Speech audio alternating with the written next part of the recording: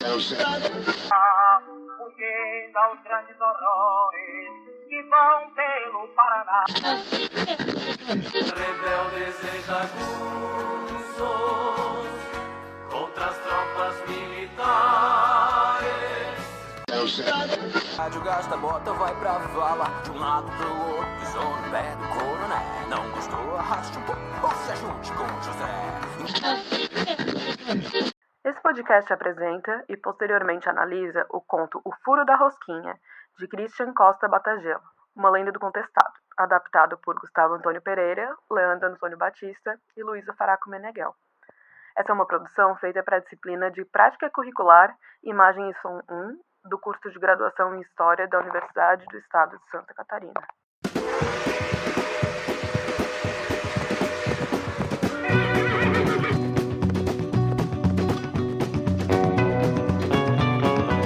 Com vocês, O Furo da Rosquinha. Um conto de Christian Costa.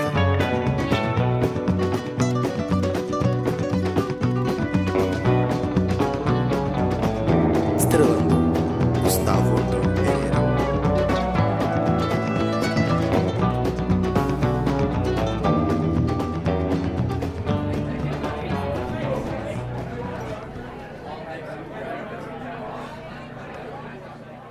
Meu nome é Rosemiro dos Santos. Nasci em uma fazenda na região de Curitibanos, no ano de 1876.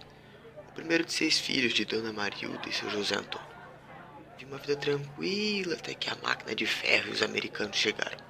Daí em diante tudo mudou. As coisas ficaram mais sofridas, violentas. Eu fui me refugiando na cidade de Santa que encontrei um refúgio. As palavras de São João Maria me deram a esperança que nossa vida podia ser reconstruída a partir da nossa luta. E foi nessa luta que eu conheci Pedro e o João, 2 irmãos, filho do seu Almir, e o Pedro é mais velho que eu, acho que uns 2 anos, mas o João é mais moço. Só que quem olha pra eles acha que é o contrário, porque o João é todo parrudo e o Pedro é um pau de vira-tripa. E é por isso que o João é o guarda-costas de Pedro, até porque se o Pedro se põe atrás do João, ninguém nem vê que tá ali. E o Pedro é bom na cozinhança. O guri faz milagre com um pouco de comida que a gente consegue arranjar, e se desse a gente comia até dizer chega, mas raramente dá. Eu gosto mesmo é de comer uma rosca que ele faz, que é uma delícia, bem maçuda, redondinha. Tem gente que quando vê até acha que é um bolo. E te falar que parece mesmo, porque até ontem elas não tinham nem furo no meio.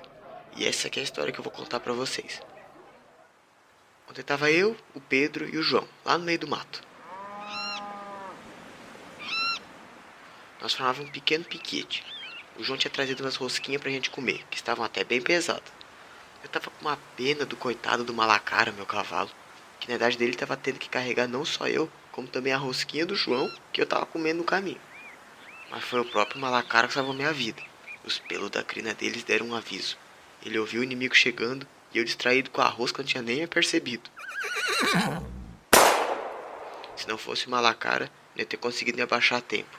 E aquele primeiro tiro ia ter pego em mim. Eu só vi o João gritando: "Corre, gurizada, que eles acharam nós!" E foi um Deus nos acuda. Viva São Sebastião! Morram os fanáticos! Bandidos, matem todos! Mas vamos fugir daqui, homem! Cada um pra um lado no corridão de acordar até de fome. Eu com a rosquinha na mão, vê se pode. Vou jogar fora no meio da boca? Não vou. Comprei um galho, uma pedra, qualquer coisa, qualquer lugar onde eu pudesse deixar minha rosca, pra poder segurar a rede direito com as 2 mãos, né? E fugir sem me estribuchar todo. Mas não tinha como. Não teve jeito de guardar a rosquinha, não. Tive que largar na lama mesmo. Pensa na minha tristeza, os homens atirando. Eu não conseguia nem ver meus companheiros. E eu tendo que jogar fora uma delícia de rosquinha daquela. Essa vida é muito bandida mesmo. No fim das contas a gente conseguiu se safar. Ali perto de uma clareira que ficava meio escondida. A gente já conhecia, mas sabia que o soldado não ia enxergar a gente não. A gente ficou bem quietinho, esperando eles passar, prestando atenção em qualquer barulhinho que fosse. Até perceber que já dava pra sair do nosso esconderijo. E quando a gente saiu não deu outra. Fui atrás das rosquinhas que tinha largado. Não sou besta de perder comida boa assim não. O Pedro ficou todo embasbacado. Mas tu tá louco, Rosemiro? Vai que eles voltaram até lá pra procurar a pista da gente. Eu te faço outra rosquinha depois, guri. Eu falei pra ele, né? Ah, não. Vou desperdiçar uma maravilha daquela. Doido tá é tu. Eu vou voltar lá pra pegar. Dito e feito. Depois de me instigar de tudo que eles sabiam, Inclusive, se o senhor Almir ouvisse a boca suja desses dois, hein? Resolvia na cintada. Enfim, eles aceitaram vir comigo. E não é que tava lá mesmo? Na terra, minha rosquinha? Nem tinha ficado suja de poeira, não. Dei sorte que não caiu na lama. Mas a maior sorte mesmo foi outra. Ela tinha levado um balaço no meio. Não parece sorte, né? Mas peraí, que vocês vão entender essa história. Nessa hora eu comecei a matutar umas coisinhas. Se eu falasse pro Pedro sempre fazer a rosca com furo no meio, elas não iam ficar tão pesada, o Lacara ia agradecer, né? E numa emergência eu podia pendurá-la num galho pelo furo do meio. Quando eu falei pro Pedro, ele achou que eu tinha endoidado de vez. Mas como eu sou teimoso feito uma mula e ele aceitou, e na próxima leva ele ia fazer as rosquinhas com furo no meio pra mim sim. O problema é que ninguém mais quis. Começaram a rir de mim, falando que a rosca de verdade não tinha furo no meio, que só eu gostava de rosca com furo. E eu deixei eles falarem. Enquanto eu comia as rosquinhas sem furo no meio, tava eu só esperando no momento daquela bicha brilhar. E valeu! Naquela noite a gente pegou a estrada de novo. Deu umas 2 horas de cavalgada por aí, a gente ouviu um som. Eram os soldados chegando. O problema é que quando a gente ouviu já era tarde. Rendam-se, fanáticos! Vocês estão cercados! Vocês estão cercados! Eles já tinham cercado a gente, mas São João Maria olhava por nós. Eles nos encurralaram no lado do rio, mas era um trecho de rio que a gente conhecia muito bem. Ele tinha cara de ser uma água perigosa, violenta, mas era só fachada, era só por cima. A gente sabia que mais no fundinho era bem calmo. Eu olhei pro João, olhei pro Pedro, a gente se olhou e sabia o que tinha que fazer. Sem nem piscar, nós 3 se jogamos no rio. Meu Deus, vamos! Pensa na surpresa dos homens. Eles acharam que a gente tava tudo doido, que tava querendo se matar. Porque naquela água parecia mesmo que quem caísse se afogava. Eu fiquei quietinho, né? Só esperando embaixo d'água. Dava pra ouvir um pouco eles falando, cochichando. Cadê eles? Eles pularam? Cadê eles? Acho que se afogaram. E aí uma hora eu vi e já tinha ido embora. Aparentemente tava tudo certo. Eles acreditavam que a gente tinha se afogado.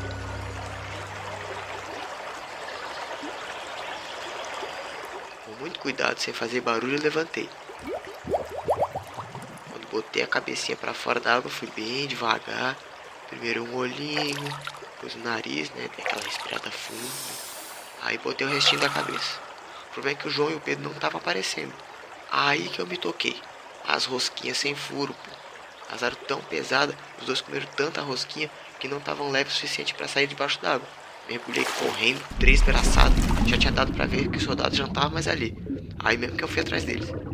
Foi com muita sorte que eu consegui tirar eles da água. Até o Pedro, que é todo magrelo, foi um trabalho pra carregar pra beira do rio. Tanta rosquinha que comeu. Cheguei na beirola e avisei eles, né? Vocês nunca mais me comam rosca sem furo no meio. Vocês quase se afogaram por causa do peso delas. Pô, acreditem em mim, daqui pra frente nossa vida depende das roscas com furo no meio.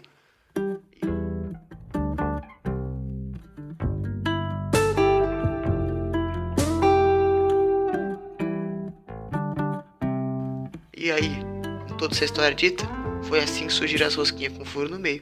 Certeza que você não sabia disso, né? Achou que ela tinha como? Nascido já com furo? Óbvio que não.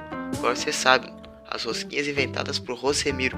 Rosemiro que participou da Guerra do Contestado.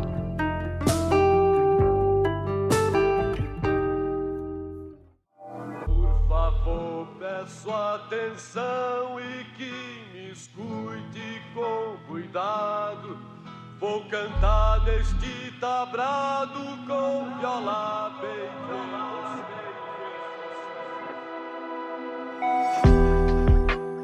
Essa foi a adaptação do conto O Furo da Rosquinha, de Christian Costa Batagelo.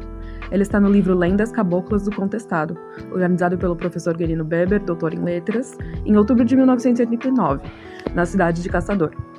O livro é um compilado de lendas urbanas da região do Contestado, passadas de geração a geração, e contadas por aquelas pessoas que cresceram inseridas no seu meio. Quando a gente ouve um conto ou uma lenda, a gente está ouvindo um pedaço da história de um lugar. No caso dessa lenda do Furo da Rosquinha, e também de outras lendas do mesmo livro, a gente está aprendendo sobre a guerra e sobre o movimento do contestado, e sobre como eles existem até hoje na vida da região e daqueles que ali estão inseridos. Mas a gente tem que saber que o que a gente lembra nem sempre é bem o que aconteceu. As nossas lembranças às vezes falam mais sobre como a gente se sentia sobre uma época do que sobre como as coisas realmente eram. Só que isso não significa que essa memória não vale pra nada, porque as lembranças dos outros também nos ajudam a aprender muito sobre a época que a gente não viveu. Afinal de contas, como os historiadores sabem, a história que nós estudamos na escola começa com as memórias das pessoas que viveram naquela época. Além disso, essas lembranças fazem parte também de como um povo de algum lugar constrói aquele sentimento de quem eles são. E também na região do Contestado, lá pelas bandas de caçador, por exemplo, é muito fácil de ver como essa memória da guerra ainda é viva. Os nomes das lojas, das ruas, das praças, são nomes de pessoas daquela época. São João Maria, José Maria, Maria Rosas, entre outros. Sem contar os eventos que acontecem para celebrar essas épocas, como a Semana do Contestado, além dos trabalhos escolares, que mantêm viva a luta do povo no dia a dia da região.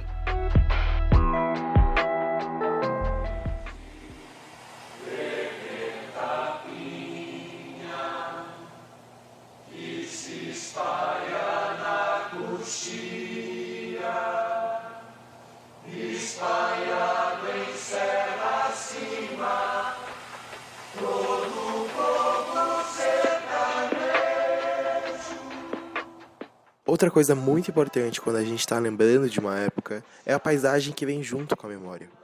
É como se a gente fechasse os olhos para enxergar aquele lugar. No Furo da Rosquinha, a gente quase consegue ver os matos por onde Rosemiro e seus companheiros cavalgam. Um lugar onde a natureza é quem manda, onde a mão do homem quase não encostou. E se encostou, foi com a enxada, não com a retroescavadeira. A fauna e a flora da Serra Catarinense não foram só o plano de fundo da guerra que aconteceu entre 1912 e 1916, mas sim um personagem central dela. Elas têm uma enorme presença na espiritualidade dos seguidores do monge. Não é à toa que várias das pinturas e estátuas de São João Maria colocam ele junto de plantas, de animais, em florestas cheias de araucária, com rios por perto. É porque a ligação com a natureza faz parte da essência da religiosidade do povo caboclo. E essa natureza, junto com os caboclos, também é muito afetada pelo progresso que chega. Afinal, a expansão da estrada de ferro traz junto um grande desmatamento. Isso já vem logo no começo do conflito. Viajando pela região de Caçador, podemos ver o quanto essa parte da guerra, e da guerra entre a natureza e a ganância dos exploradores, dura até hoje.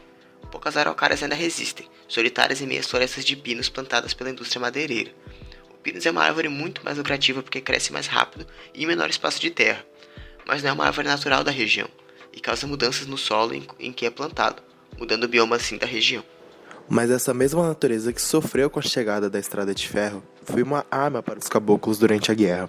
O conto nos mostra como os conhecimentos das matas da região ajudavam os caboclos, pois em qualquer conflito, aquele que conhece bem a terra onde se luta tem uma grande vantagem. Vamos agora ver como esse conhecimento, que a gente ouviu no conto que favorecia Rosemiro, é contado nos documentos históricos. Dermerval Peixoto foi um militar de alto escalão, que esteve presente na Guerra do Contestado.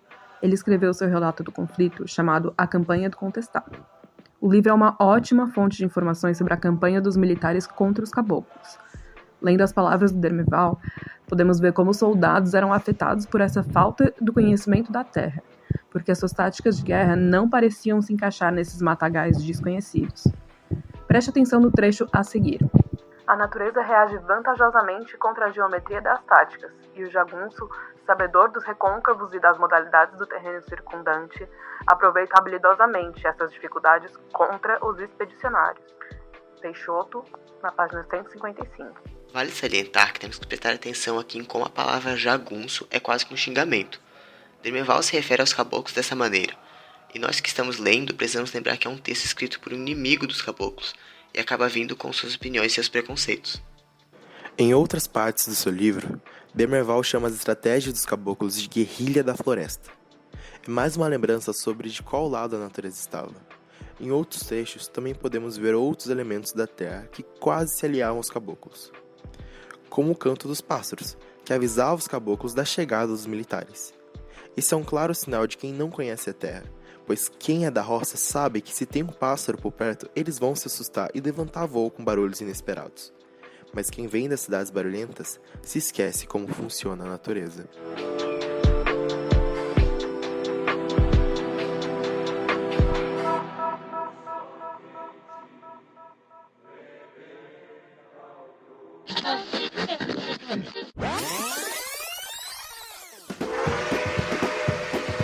Recapitulando, o conto O Furo da Rosquinha é uma lenda urbana do Contestado.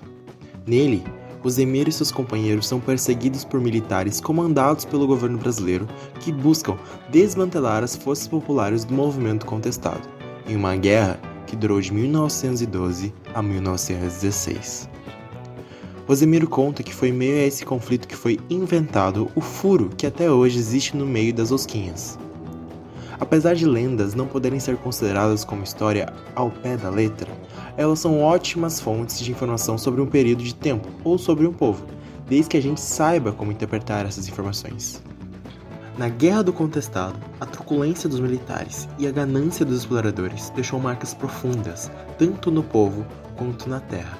E foi essa terra que foi um dos maiores aliados do povo na resistência a essas táticas tão exageradamente violentas.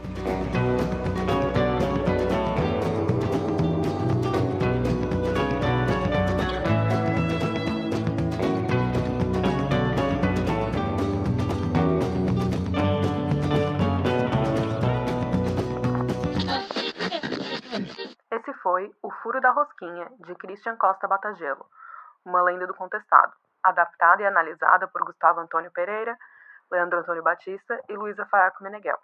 Para mais informações, consulte as referências desse podcast.